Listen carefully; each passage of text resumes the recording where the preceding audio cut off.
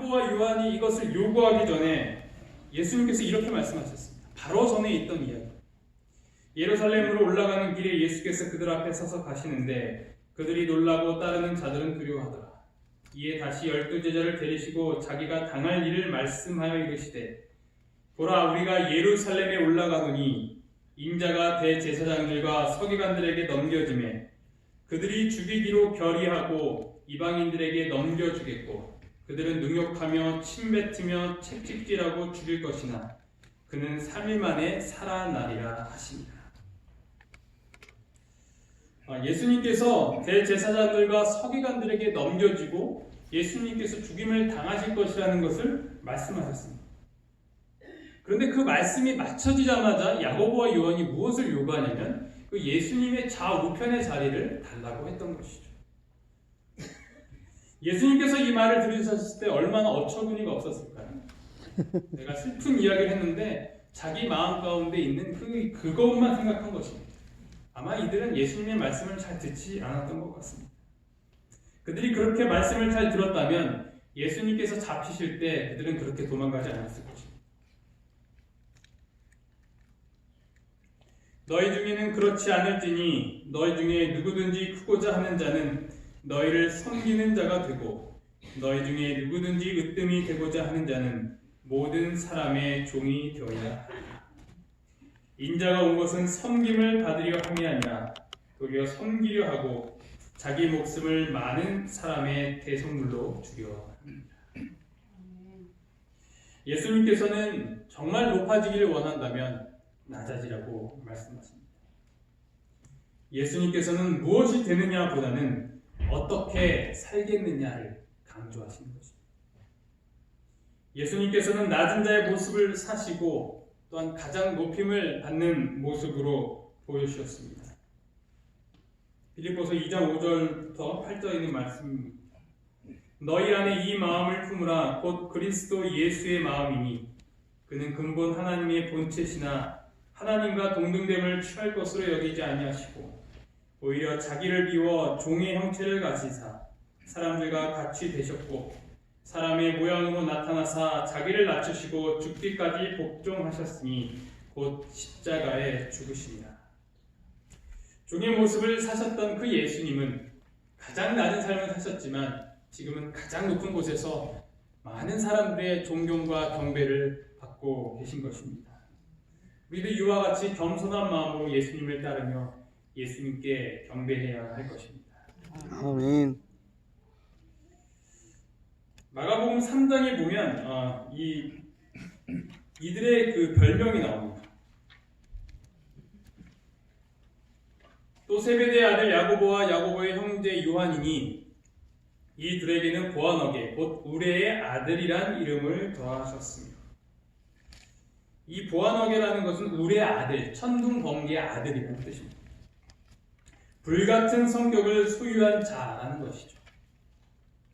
대부분이 어부 출신이었고 또 바다 사람들은 성격이 좀 거칩니다. 그런데 그런 사람들 중에서도 이런 별명을 얻을 정도니까 이들이 얼마나 참 화끈한 사람들이었는지를 우리가 추측을 해볼 수 있는 것입니다.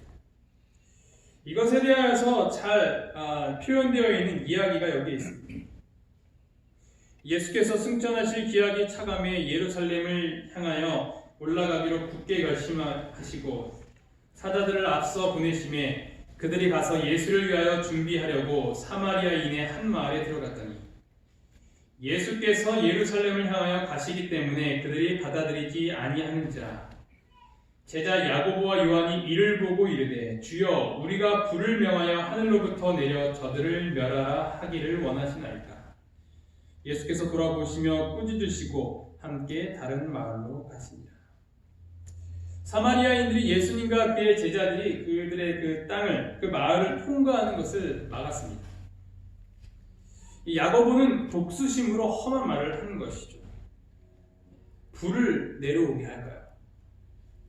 요즘 말로 하면 확 그냥 때려잡을까요? 이런 느낌으로 제가 좀 거친 그 지방의 그 사람이 아니라서 제가 서울 사람이라서 교양이 있는 말밖에 못해서 표현하기 힘들지만 그런 식으로 이야기를 했다라고 보시면 될 것 같습니다. 예수님의 충성과 헌신을 폭력과 복수로 오해하면 안 됩니다. 예수님이 야고보를 부른 목적은 사람을 멸하기 위함이 아니라 사람을 구하기 위함이기 때문이죠. 고기 낚는 어부는 고기를 죽이는 것이고 사람 낚는 어부는 사람을 살리는 데 있습니다. 마태복음 5장 39절 나는 너희에게 이르노니 악한 자를 대적하지 말라. 누구든지 내 오른편 뺨을 치거든 왼편도 돌려대며. 요한복음 3장 17절 하나님이 그 아들을 세상에 보내신 것은 세상을 심판하려 함이 아니요 그로 말미암아 세상이 구원을 받게 하려 하십니다. 예수님은 강제하는 분이 아니십니다. 받아들이지 않는 사람이 손해인 것이죠. 사람이 창조되었을 때 그분께서 우리에게 자유의지를 주신 것을 보면 우리가 충분히 이해할 수 있는 것입니다. 강요가 아니라 강권입니다. 하지만 하나님은 결코 우리를 강제하시는 분이 아닙니다. 마음을 열게 하는 것은 하나님의 사랑, 그 사랑 때문에 우리가 하나님을 믿게 되는 것이지 어떤 협박이나 지옥 같은 이상한 교리를 통하여서 우리가 무서움에 떨면서 하나님을 믿는 것이 아닙니다. 혹 내가 하나님의 인자하심이 너를 인도하여 회개하게 하심을 알지 못하며 하나님의 인자하심이 우리로 하여금 회개로 이끌어 주시는 것입니다. 우리로 하여금 하나님께로 가게 하는 것은 바로 하나님의 사랑인 것입니다. 따라서 예수님의 종교는 이 그리스도교는 결코 폭력과 저항이 아닌 평화와 사랑의 종교인 것입니다. 아멘. 우리도 그와 같은 마음으로 어떠한 핑계가 있을지라도 어떠한 변명거리가 있을지라도 우리는 결코 폭력 없는 정말 하나님의 사랑만을 내세울 수 있는 그런 모든 자들이 되어야 할 것입니다. 아멘. 야고보는 성경에 기록된 최초의 순교자입니다.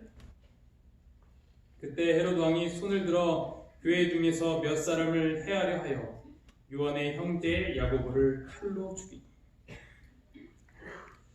사도행전 2장의 폭발적인 성령의 경험을 한 뒤에 모든 제자들이 변화되었고 그 제자들 가운데 역시 이 야고보도 포함되어 있었습니다. AD 44년에 그는 순교를 당했던 것입니다. 그물을 버리고 예수님을 따라 나선 지 약 17년 만에 그는 최초의 순교자가 되었습니다. 성경에 기록된 제자의 죽음은 가룟 유다와 야고보뿐입니다. 가룟 유다의 빈 자리는 마띠아라는 제자로 채워졌지만 야고보의 자리는 채워지지 않았습니다. 그는 순교함으로 자신의 자리를 채웠던 것입니다. 야고보는 가장 먼저 죽었지만 그의 동생 요한은 또 가장 오래 살게 되었습니다. 자신의 잔을 마시겠다고 하였던 야고보, 그때 당시에는 무슨 말인지 몰랐지만 결국 자신이 한 말을 12제자 중에서 가장 먼저 이루게 되었던 것입니다. 야고보는 성령 하나님으로 말미암아 변화된 삶을 살았습니다. 세상 나라의 야망을 가졌던 자가 하나님 나라를 위하여 목숨을 바치는 자로 변하였습니다. 뜨거운 열정의 소유자가 성령의 통제에 따르고 오래 참으며 인내하는 법을 배운다면 하나님의 손에서 놀라운 도구로 쓰인다는 것을 우리는 야고보의 삶을 통하여서 확인을 할 수 있는 것입니다. 우리도 야고보와 같은 이런 뜨거운 열정으로 예수님을 따르는 저와 여러분이 되기를 간절히 바라면서 말씀을 마치겠습니다. 아멘. 기도하시겠습니다. 하늘에 계신 하나님 아버지, 오늘 저희가 야고보의 삶을 이 성경에 기록된 모든 이야기들을 확인하였습니다. 그가 정말 열정의 소유자여 불같은 성격을 가진 자였지만 예수님을 만나게 된 이후에 변화가 되고 하나님을 가장 먼저 사랑하여 가장 먼저 죽음에 이르게 된 그의 삶을 보게 되었습니다. 아버지, 그가 참으로 하나님을 사랑했던 예수님을 전적으로 따랐던 그의 모습을 저희를 오늘 이 시간 배울 수 있게 하여 주시옵고 저희 삶 가운데서도 그러한 열정이 나타날 수 있도록 인도하여 주시옵소서. 아멘. 이 모든 말씀 예수님 이름으로 간절히 기도합니다. 아멘.